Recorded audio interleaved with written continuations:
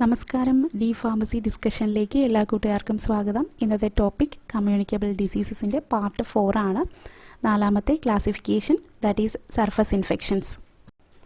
Surface infections, a microbe that is able to cause diseases which enters into the host body through skin are refers under surface infections. Examples for surface infections are rabies, that is hydrophobia, trachoma, tetanus, leprosy, that is Hansen's disease.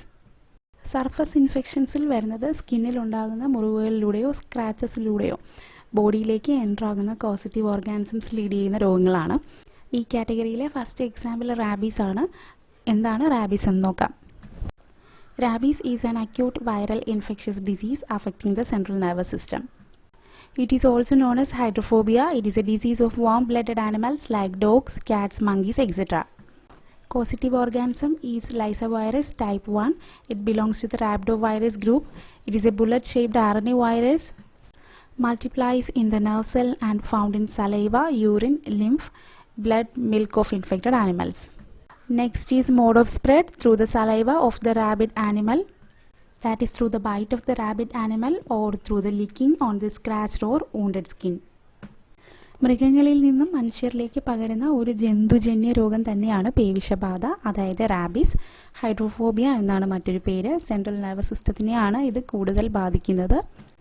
അതായത് ബ്രെയിനിൻ്റെ കവറിങ്ങിന് വീക്കമുണ്ടാക്കുകയും അത് encephalitis എന്ന രോഗാവസ്ഥയിലേക്ക് മാറി മരണം സംഭവിക്കുകയാണ് ചെയ്യുന്നത്.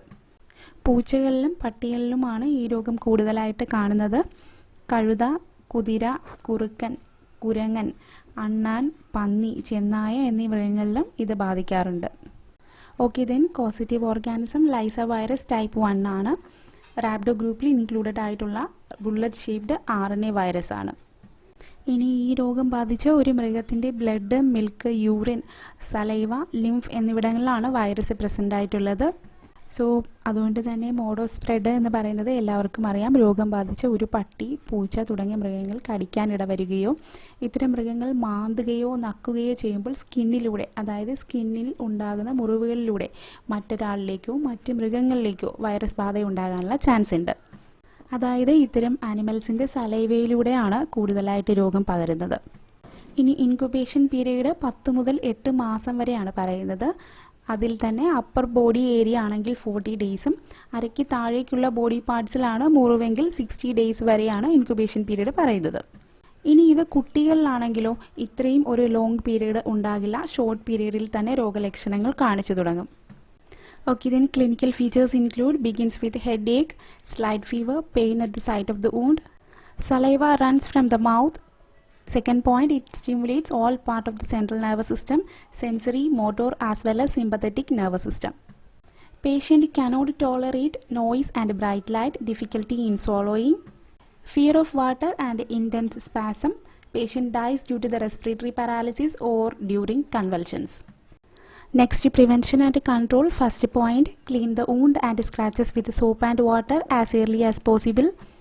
Apply spirit or tincture of iodine on the wound and cover it with surgical dressings. Next one is observe the animal for 10 days. If the animal dies or shows signs of illness within 10 days, it means the animal is rabid and anti-rabies treatment should be started immediately. And the last point, pet dogs should give compulsory vaccination. ഇനി prevention and കൺട്രോളിൽ വരുന്നത് തീർച്ചയായും ഇങ്ങനെ ഒരു മുറിവുണ്ടായാൽ അത് സോപ്പും വെള്ളവും ഉപയോഗിച്ച് കഴുകി വൃത്തിയാക്കുക എന്നുള്ളതാണ് ആദ്യം ചെയ്യേണ്ടത്. ഇനി രണ്ടാമതായി ഇത്തരം മുറിവിന് കാരണമായ അനിമലിനെ 10 ഡേയ്സ് ഒബ്സർവ് ചെയ്യുക എന്നുള്ളതാണ് നെക്സ്റ്റ് ചെയ്യേണ്ടത്. സോ 10 ഡേയ്സിനുള്ളിൽ ഈ അനിമലിന് ഡെത്ത് സംഭവിക്കുകയോ രോഗലക്ഷണങ്ങൾ കാണിക്കുകയോ ചെയ്താൽ തീർച്ചയായും അത് ഒരു പേവിഷബാധയുള്ള അനിമലാണ് എന്ന് കരുതാം. അങ്ങനെയാണെങ്കിൽ തീർച്ചയായും ആൻറ്റി റാബീസ് ട്രീറ്റ്മെൻറ്റ് എടുക്കേണ്ടതാണ്. ഇനി 10 ഡേയ്സ് ഒബ്സർവ് ചെയ്യാൻ കഴിയാത്ത ഒരു മൃഗത്തിൽ നിന്നാണ് കടി കിട്ടുന്നത് എങ്കിൽ, അതായത് സ്ട്രീറ്റ് ഡോഗ്സ്, വൈൽഡ് ആനിമൽസ് ഒക്കെയാണ് മുറിവിന് കാരണമാകുന്നതെങ്കിൽ തീർച്ചയായും ഒരു പ്രിവെൻഷൻ എന്നോണം ആൻറ്റി റാബീസ് ട്രീറ്റ്മെൻറ്റ് എടുക്കാവുന്നതാണ്. Next is anti rabies treatment. The traditional vaccine is simple vaccine prepared from the brain tissues of infected animals. Dose 2 to 5 ml daily for 14 days. Route of administration is subcutaneously in the anterior abdominal wall. Now it is replaced by the human diploid cell, that is HDC vaccine.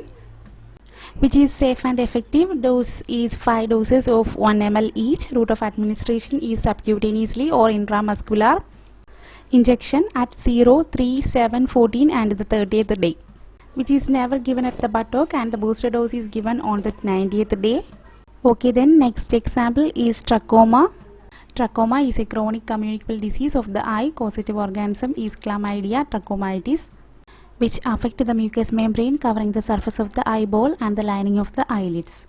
Mode of transmission is through direct contact or indirect contact, that is through handling of towels, clothes, handkerchiefs, kajal sticks, etc., and through swimming pools and flies. Incubation period ranging from 5 to 12 days. ബ്ലൈൻഡ്നെസ്സിലേക്ക് വരെ എത്താവുന്ന കണ്ണിനെ ബാധിക്കുന്ന viral infection ആണ് trachoma. Signs and സിംറ്റംസിൽ വരുന്നത് development of granular elevations in the conjunctiva. Next is keratoconjunctivitis, epithelial keratitis, then progressive scarring with deformities of eyelids which may lead to blindness. അതായത് കണ്ണിന് പുറമേ ചെറിയ കുരുക്കൾ കാണപ്പെടുന്നതാണ് primary sign. Then it may lead to keratoconjunctivitis. അതായത് കണ്ണിൻ്റെ black പോർഷൻ്റെ covering ആണ് കോർണിയ, ദെൻ വൈറ്റ് പോർഷൻ്റെ കവറിംഗ് ആണ് കൺജങ്ക്റ്റൈവ. ഈ രണ്ട് പോർഷൻസും ഇൻഫ്ലമേറ്റഡ് ആകുന്നതാണ് കെരാറ്റോ കൺജങ്ക്റ്റിവൈറ്റീസ് എന്ന് പറയുന്നത്. ഇനി ഇതിനൊപ്പം ഓർത്തിരിക്കേണ്ടത് കോർണിയയുടെ മാത്രം ഇൻഫ്ലമേഷൻ ആണെങ്കിൽ അത് കെരറ്റൈറ്റീസ് എന്നാണ് പറയുന്നത്, ആൻഡ് കൺജങ്ക്റ്റൈവയുടെ മാത്രം ഇൻഫ്ലമേഷൻ ആണെങ്കിൽ കൺജങ്ക്റ്റിവൈറ്റീസ് എന്നാണ് പറയുന്നത്. Then prevention and control include early diagnosis and treatment, health education to the public, anti-fly measures, avoid use of common towels, cajals, eye preparations, etc. Treatment include tetracycline, 1% tetracycline eye ointment is required twice a day. Sulfa drugs for oral administration and deformity of eyelids require surgical treatment. Okay, next example is tetanus. Tetanus is also known as lockjaw disease. Causative organism is the exotoxin produced by the Clostridium tetani, that is the gram-positive spore-bearing bacteria which is present in the feces of man and animal. Mode of transmission is through injuries, abrasions from where contaminated matter with tetanus spore enters into the body. Injuries caused by iron articles through pinprick, wound, burns, human bite, animal bite, unsterile injectables. Also through spores which contaminate articles like surgical catgut, dressings, various powders, talcum, sulfonamides, etc. അതായത് Clostridium tetany എന്ന bacteria produce ചെയ്യുന്ന എക്സോടോക്സിൻസ് ആണ് ടെറ്റനസിന് കാരണമാകുന്നത്. ഇതൊരു gram positive spore bearing bacteria ആണ്. ആഴം കൂടിയ മുറിവുകളിലൂടെയാണ് സാധാരണയായി ഈ ബാക്ടീരിയ ശരീരത്തിലേക്ക് പ്രവേശിക്കുന്നത്.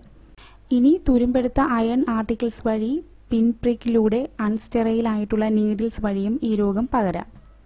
കൂടിയ അളവിലുള്ള അണുബാധയുടെ ഫലമായിട്ട് താടിയെല്ലിന് ചുറ്റുമുള്ള പേശികളുടെ സങ്കോചവും മരവിപ്പും ഉണ്ടാകാറുണ്ട്. സോ അതുകൊണ്ടാണ് ലോക്ജോ ഡിസീസ് എന്ന് പറയുന്നത്.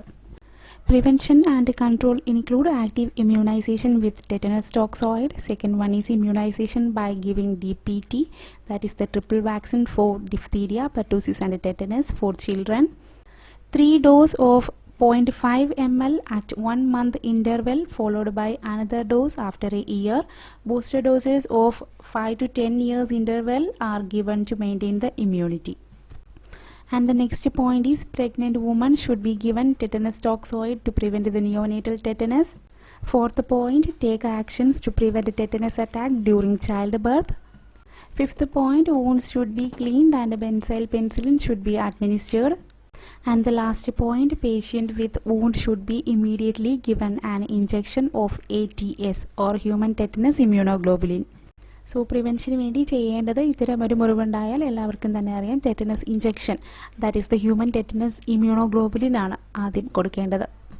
നെക്സ്റ്റ് പ്രിവെൻഷന് വേണ്ടിയിട്ട് കുട്ടികൾക്ക് വേണ്ടിയിട്ടുള്ള ഇമ്മ്യൂണൈസേഷൻ ആണ്, that is DPT, triple vaccine, diphtheria, pertussis and tetanus, ഇതിന് മൂന്നിനും കൂടിയുള്ള സിംഗിൾ വാക്സിനേഷൻ DPT ആണ്. മൂന്നാമത്തേത് നിയോനേറ്റൽ ടെറ്റനസ് തടയുന്നതിന് വേണ്ടി പ്രഗ്നൻ്റ് ലേഡീസിന് കൊടുക്കുന്ന ടെറ്റനസ് ഷെഡ്യൂൾ പറയുന്നുണ്ട്. നെക്സ്റ്റ് ചൈൽഡ് ബർത്ത് ടൈമിൽ എടുക്കേണ്ട ടെറ്റനസ് പ്രിവെൻഷൻ മെഷേഴ്സ് ആണ്. ഓക്കെ, ഇത്രയുമാണ് ഈ പോർഷനിൽ പറയാനുള്ളത്. നെക്സ്റ്റ് ഈ കാറ്റഗറിയിലെ ലാസ്റ്റ് എക്സാമ്പിൾ ആണ് leprosy, that is the Hansen's disease. Leprosy is a chronic communicable disease also known as Hansen's disease. They are of two types, that is the non-infective and infective leprosy. Non-infective leprosy is generally known as neural or non-lepromatous. They are of two types, that is leprosy with patches on the skin and leprosy without patches on the skin. Infective leprosy is known as the lepromatous leprosy. The patient suffering from infective leprosy sheds germs from nose, throat and skin. Then the causative organism is Mycobacterium leprae, which is an acid-fast bacillus. Mycobacterium leprae ഇനത്തിൽപ്പെട്ട bacteria വഴി ഉണ്ടാകുന്ന ഒരു കഠിന രോഗം തന്നെയാണ് leprosy അല്ലെങ്കിൽ കുഷ്ഠം. രോഗാണുവിനെ കണ്ടുപിടിച്ച GHA ഹാൻസൺ എന്ന ആളിൻ്റെ പേര് പിന്തുടർന്നാണ് ഹാൻസൺസ് ഡിസീസ് എന്ന പേര് വന്നത്. സോ ലെപ്രസി രണ്ടായിട്ട് തരംതിരിച്ചിട്ടുണ്ട്, നോൺ ഇൻഫെക്റ്റീവ് എന്നും ഇൻഫെക്റ്റീവ് എന്നും. നോൺ ഇൻഫെക്റ്റീവ് എന്ന് പറയുന്നതിന് വീണ്ടും രണ്ടായി തരംതിരിച്ചിട്ടുണ്ട്, അതായത് സ്കിന്നിന് പുറമെ പാടുകൾ കാണപ്പെടുന്നവയും സ്കിന്നിന് പുറമെ പാടുകൾ കാണപ്പെടാത്തവയും.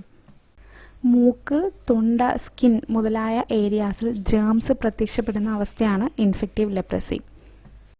Incubation period from few months to number of years, and the signs and symptoms include 3 stages: first stage, second stage and the third stage.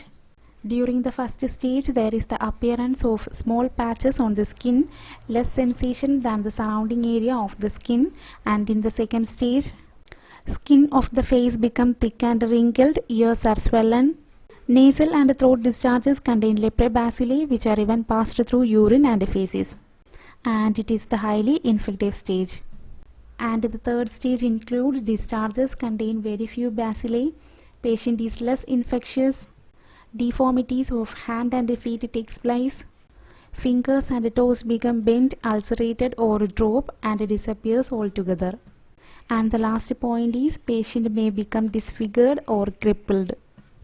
Okay, then കുറച്ച് മാസങ്ങൾ മുതൽ വർഷങ്ങൾ വരെ എടുത്തേക്കാം രോഗലക്ഷണം കാണിച്ചു തുടങ്ങാൻ എന്നുള്ളതാണ് സത്യാവസ്ഥ. ഇനി സൈൻസ് ആൻഡ് സിംറ്റംസ് 3 സ്റ്റേജസ് ആയിട്ടാണ് പറയുന്നത്. ആദ്യത്തെ സ്റ്റേജിൽ പറയുന്നത് സ്കിൻസിൽ, അതായത് തൊലിക്ക് പുറമെ പ്രത്യക്ഷപ്പെടുന്ന പാച്ചസ് ആണ്, അടയാളങ്ങളാണ്. ഇനി രണ്ടാമത്തെ സ്റ്റേജിൽ പറയുന്നത് ഫേഷ്യൽ സ്കിന്നിന് വരുന്ന മാറ്റങ്ങളാണ്. ഈ സ്റ്റേജിൽ തന്നെ നേസൽ, ത്രോട്ട് ഡിസ്ചാർജസിലും യൂറിൻ, ഫേസിസ് തുടങ്ങിയവയിലും ബാക്ടീരിയയുടെ സാന്നിധ്യം കണ്ടുവരുന്നുണ്ട്. സെക്കൻഡ് സ്റ്റേജാണ് വളരെ ഇൻഫെക്ഷ്യസ് ആയിട്ട് കാണപ്പെടുന്നത്. ഇനി തേർഡ് സ്റ്റേജിൽ ഇത്തരം ഡിസ്ചാർജസിൽ കണ്ടുവരുന്ന ബാക്ടീരിയയുടെ അളവ് കുറവായിട്ടാണ് കാണുന്നത്, അതായത് ലെസ് ഇൻഫെക്ഷ്യസ് ആണ്, രോഗം പകരാനുള്ള ചാൻസ് കുറയുകയാണ് ഈ സ്റ്റേജിൽ.